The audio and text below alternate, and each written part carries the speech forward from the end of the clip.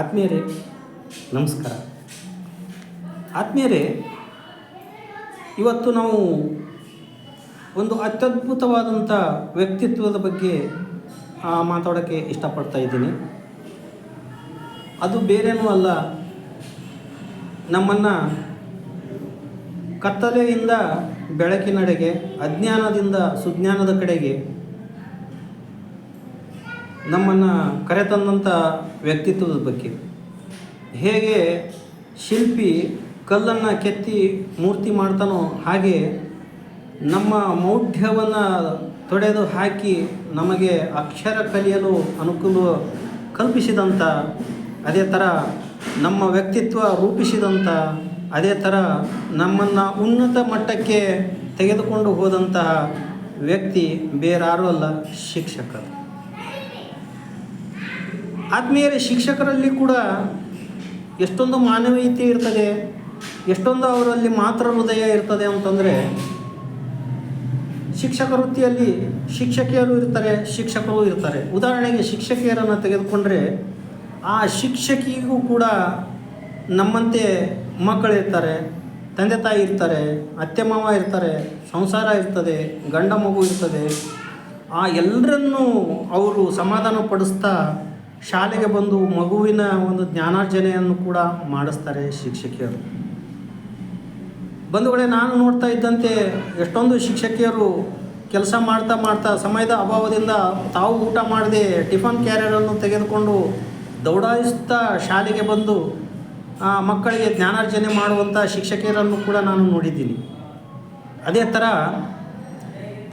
ತಾವು ಊಟ ಮಾಡುವಂಥ ಸಮಯದಲ್ಲಿ ಎದುರಿಗಿದ್ದ ಮಗು ಒಂದು ಟಿಫನ್ ಕ್ಯಾರಿಯರ್ ತಂದಿಲ್ಲ ಅಂತಂತಂದರೆ ತಮ್ಮ ಒಂದು ಟಿಫನನ್ನೇ ಆ ಮಗುವಿಗೆ ಕೊಟ್ಟು ಆ ಮಗು ಹೊಟ್ಟೆ ತುಂಬಿದ್ದನ್ನು ನೋಡಿ ಸಂತಸಪಟ್ಟಂಥ ಶಿಕ್ಷಕಿಯರನ್ನು ಕೂಡ ನಾನು ನೋಡಿದ್ದೀನಿ. ಅದೇ ಥರ ಎದುರಿರ್ತಕ್ಕಂಥ ಮಗುವಿನ ಮೈ ಮೇಲಿರುವ ಬಟ್ಟೆ ಹರಿದಿತ್ತಂತಂದರೆ ಆ ಶಿಕ್ಷಕರು ತಮ್ಮಲ್ಲಿರ್ತಕ್ಕಂಥ ಸೀರೆಗಳನ್ನು ಅಥವಾ ತಮ್ಮ ಮಕ್ಕಳ ಒಂದು ಬಟ್ಟೆಗಳನ್ನು ತಂದು ಆ ಮಗುವಿಗೆ ಕೊಟ್ಟು ಆ ಮಗುವಿಗೆ ಒಂದು ಬಟ್ಟೆ ಹಾಕಿಕೊಳ್ಳೋದಕ್ಕೆ ಅನುಕೂಲ ಮಾಡಿದಂಥ ಶಿಕ್ಷಕಿಯರನ್ನು ಕೂಡ ನಾನು ನೋಡಿದ್ದೀನಿ. ಅದೇ ಥರ ಶಿಕ್ಷಕರು ಕೂಡ ಅಷ್ಟೇ, ಅವ್ರಿಗೂ ತಂದೆ ತಾಯಿ ಇರ್ತಾರೆ. ವಯಸ್ಸಾದಂಥ ತಂದೆಗೆ ಆರೋಗ್ಯ ಸರಿ ಇಲ್ಲ ಅಂದರೂ ಸಹಿತ ಅವರಿಗೆ ತಾವು ಔಷಧ ಗುಳಿಗೆಗಳನ್ನು ಇಷ್ಟೊತ್ತಿಗೆ ತೆಗೆದುಕೊಳ್ಳಿ ಅಂತೇಳಿ ಅವ್ರಿಗೆ ತೊಗೊಳಕ್ಕೆ ಆಗ್ತದೋ ಇಲ್ಲೋ ಅನ್ನುವಂಥ ವಿಚಾರನೂ ಕೂಡ ಮಾಡದೆ ಅವರಿಗೆ ಒಂದು ಸಮಯದ ಒಂದು ಪ್ರಜ್ಞೆಯಿಂದ ಅವರು ಶಾಲೆಗೆ ಓಡಾಡುತ್ತಾ ಬಂದಂಥ ಶಿಕ್ಷಕರನ್ನು ಕೂಡ ನಾನು ನೋಡಿದ್ದೀನಿ. ಎಷ್ಟೋ ಶಿಕ್ಷಕರು ಮಕ್ಕಳಿಗೆ ಫೀಸ್ ತುಂಬಕ್ಕೆ ದುಡ್ಡಿಲ್ಲ ಅಂತ ಗೊತ್ತಾದರೆ ತಮ್ಮ ಸಂಬಳದಲ್ಲಿಯೇ ದುಡ್ಡನ್ನು ಆ ಮಗುವಿನ ಫೀಸ್ಗಾಗಿ ಕಟ್ಟಿ ತಾವು ಬರಿಗೈಯಿಂದ ಮನೆಗೆ ಹೋದಂಥ ಶಿಕ್ಷಕರನ್ನು ಕೂಡ ನಾನು ನೋಡಿದ್ದೀನಿ. ಇಂತಹ ಶಿಕ್ಷಕರು ನಮ್ಮ ಕಣ್ಮುಂದಿರೋದು ನಮ್ಮ ಸೌಭಾಗ್ಯ. ಅದೇ ಥರ ತಮಗೆ ಎಷ್ಟೇ ತೊಂದರೆಗಳಿರಲಿ ಹಸನ್ಮುಖದಿಂದ ಶಾಲೆಗೆ ಬಂದು ಮಗುವಿನ ಜ್ಞಾನಾರ್ಜನೆಗೆ ಒಂದು ಅನುಕೂಲ ಕಲ್ಪಿಸ್ತಕ್ಕಂಥ ವ್ಯಕ್ತಿನೇ ಶಿಕ್ಷಕ.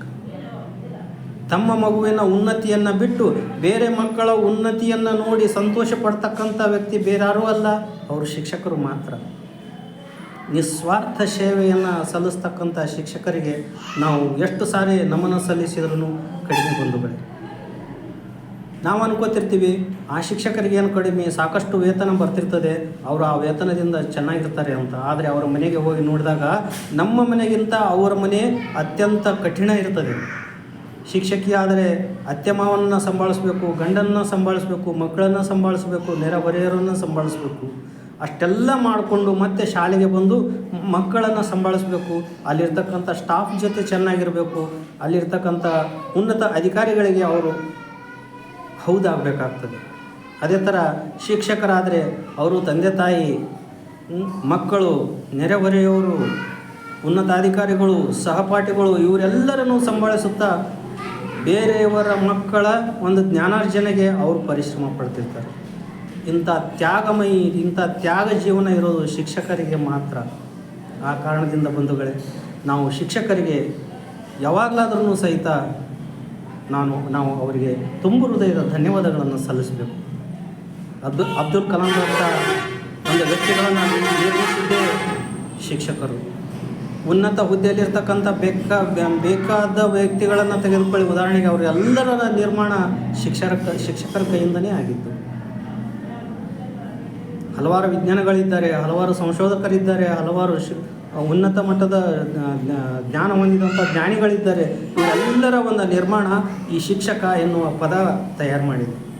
ಆ ಕಾರಣದಿಂದ ನಾವು ಶಿಕ್ಷಕರು ಎಲ್ಲೇ ಕಾಣಿಸ್ಲಿ ಅವರಿಗೆ ನಾವು ಕೈ ಎತ್ತಿ ಮುಗಿಯೋಣ.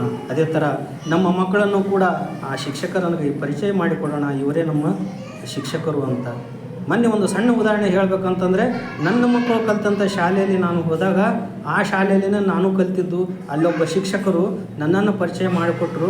ಈ ವಿದ್ಯಾರ್ಥಿ ನನ್ನ ಕೈಯಲ್ಲಿ ಕಲಿತಂಥ ವಿದ್ಯಾರ್ಥಿ ತನ್ನ ಮಗುವನ್ನು ಕೂಡ ನನ್ನ ಶಾಲೆಯಲ್ಲಿ ಕಲಿಸ್ತಾ ಇದ್ದಾನೆ ಅಂತ ಹೇಳಿದಾಗ ನನಗಾಗ್ತಕ್ಕಂಥ ಹೆಮ್ಮೆ ಅತ್ಯಂತ ಹೆಚ್ಚಿನದ್ದು. ಇಂಥ ಶಿಕ್ಷಕರಿಗೆ ನಾವು ಸದಾ ಚಿರಋಣಿಯಾಗಿರೋಣ. ನಮ್ಮ ಹಣೆ ಅವರ ಒಂದು ಪಾದಕ್ಕೆ ಮುಟ್ಟಲಿ, ಅವರಿಗೆ ಯಾವಾಗಲೂ ಕೂಡ ನಾವು ಒಂದು ಗೌರವವನ್ನು ಸಲ್ಲಿಸೋಣ ಅಂಥೇಳಿ ಈ ಕ್ಲಿಪ್ಪನ್ನು ಕೂಡ ಇವತ್ತು ನಾನು ಆ ಶಿಕ್ಷಕರ ಪಾದಗಳಿಗೆ ಸಲ್ಲಿಸ್ತಾ ಈ ಕ್ಲಿಪ್ಪನ್ನು ಮುಗಿಸ್ತಾ ಇದ್ದೀನಿ. ಧನ್ಯವಾದಗಳು.